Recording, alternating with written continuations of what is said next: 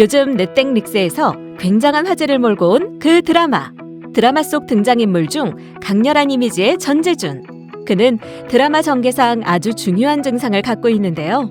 바로 색약입니다.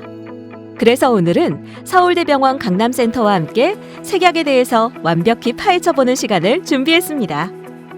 그럼 색약이란 뭘까요?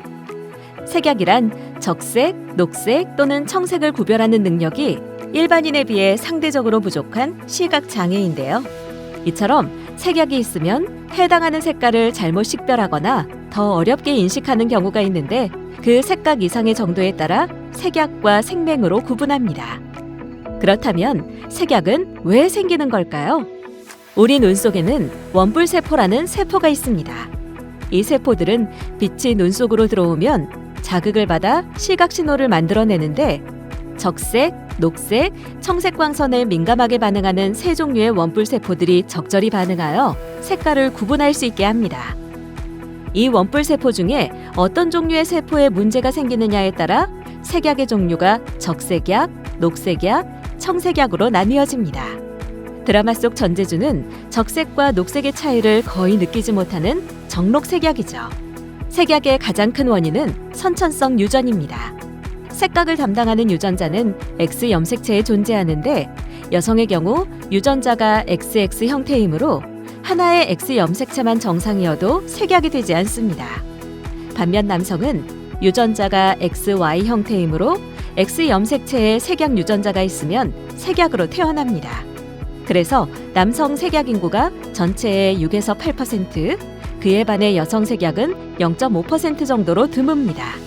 드라마에서 전재준과 박연진 사이에서 태어난 여자아이가 색약이 된 이유는 전재준과 보인자 박연진에게서 모두 색약 X 염색체를 물려받았다는 이야기겠죠? 그렇다면 색약은 반드시 유전의 영향인가? 아닙니다. 시신경염, 녹내장, 망막질환 등으로 시각세포들이 손상되어 색각 기능이 저하되어 색약 증상이 나타날 수도 있습니다. 후천적으로도 발생할 수 있는 증상이란 얘기죠. 그렇다면 색약은 어떻게 알 수 있을까요? 모두 학창시절 신체검사 시 해본 적 있으실 텐데요. 이 검사의 이름은 가성 색동표 검사입니다. 지금 어떤 숫자가 보이시나요?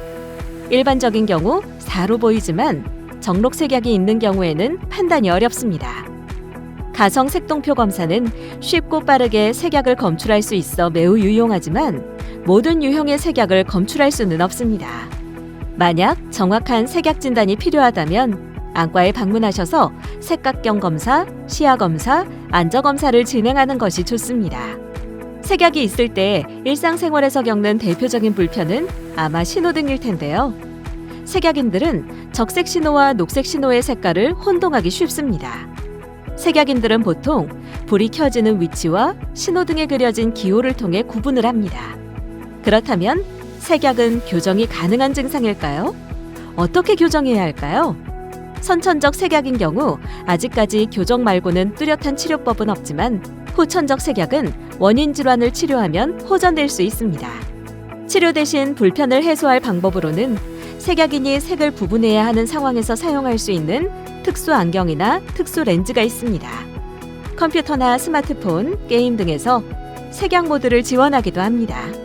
공통적인 원리는 색상을 왜곡시켜서 색약인이 헷갈릴 수 있는 색깔을 서로 다른 색깔로 인식할 수 있게 변형시켜주는 것입니다. 오늘은 색약에 대해서 알아보았는데 어떠셨나요?